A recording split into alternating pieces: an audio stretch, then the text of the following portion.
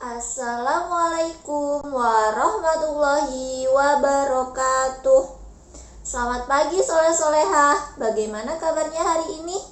Alhamdulillah luar biasa. Tambah semangat, tambah ceria. Allahu Akbar. Alhamdulillah, hari ini kita dapat berjumpa lagi di pembelajaran tematik. Nah, soleh-solehah sudah tahu kita hari ini mau belajar apa? Ya, hari ini kita sudah masuk di tema 2. Ada yang tahu judul tema 2 apa? Ya, menyayangi tumbuhan dan hewan. Nah, hari ini kita sudah masuk di tema 2 subtema 1. Namun fokusnya kita akan belajar tentang dongeng. Nah, anak-anak sudah tahu apa itu dongeng? Siapa yang setiap hari suka membaca dongeng?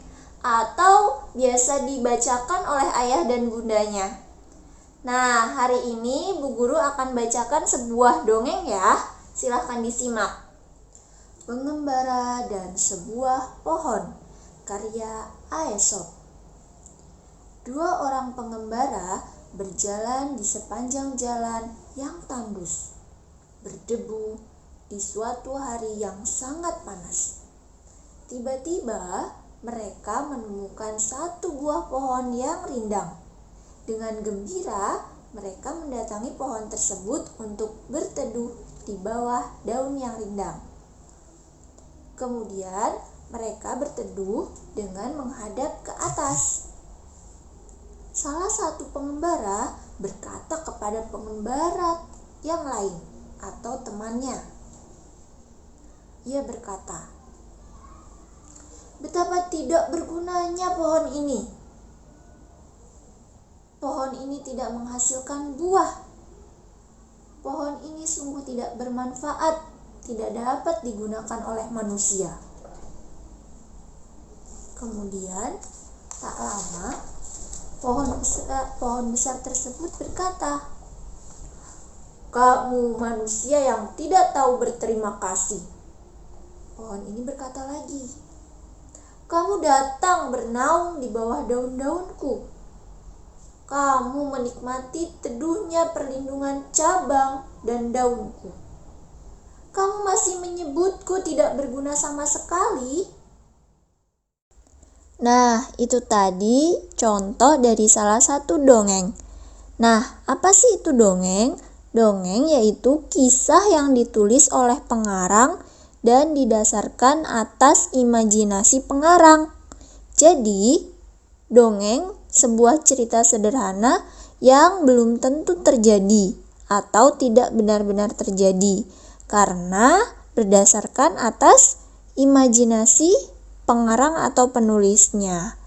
Nah, sekarang kita belajar dari unsur dongeng. Jadi, dongeng terdapat unsur-unsur di dalamnya. Nah, beberapa yang akan kita pelajari yaitu yang pertama ada tokoh. Tokoh itu yaitu pelaku dalam cerita. Contoh dari dongeng yang tadi sudah Bu Guru bacakan, contohnya ada pengembara dan pohon.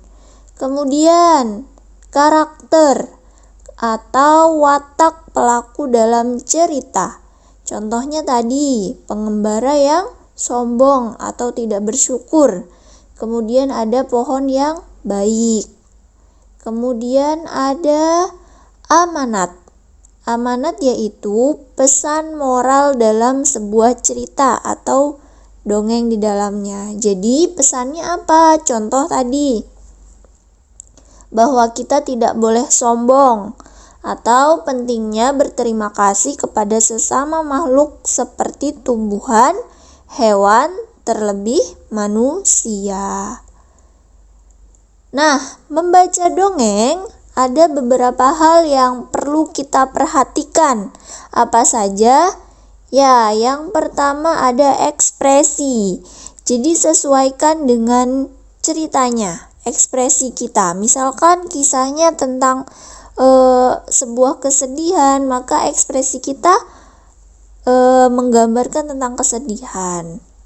Begitupun juga dengan misalkan kisah tersebut, dongeng tersebut menggambarkan tentang kebahagiaan, berarti kita harus tersenyum, bahagia, seperti itu ya. Selanjutnya ada lafal. Pelafalan kita dalam membaca dongengnya harus dengan jelas. Kemudian ada intonasi suara, nadanya. Suara kita jangan terlalu lembut, mungkin disesuaikan ya, sehingga yang mendengarkan pun bisa terdengar apa yang kita sampaikan, terdengar oleh mereka.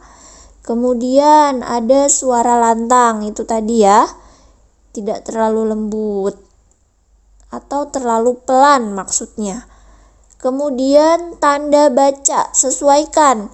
Misalkan ada tanda titik, berarti di situ kita tandanya berhenti sejenak.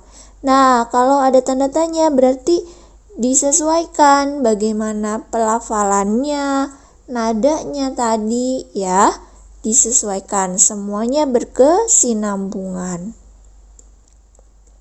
Nah, ayo lakukan. Lakukan apa? Yang pertama, kita akan berlatih membaca dongeng.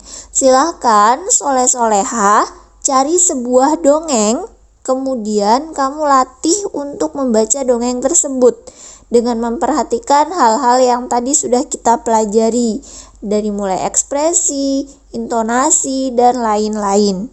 Ya, ingat, ini hanya latihan. Silahkan kamu berlatih. Boleh minta ditemani dengan bunda, atau kamu juga bisa berlatih sendiri di depan cermin. Kemudian untuk laporan link mandiri tematik, silakan cukup dokumentasi berupa foto kegiatan kamu, yaitu berupa kamu telah menyimak video ini dan juga kamu telah berlatih membaca dongeng. Ingat ya, hanya berupa foto. Nah, cukup sekian pembelajaran kita hari ini. Semoga bermanfaat. Kurang lebihnya Bu Guru mohon maaf ya.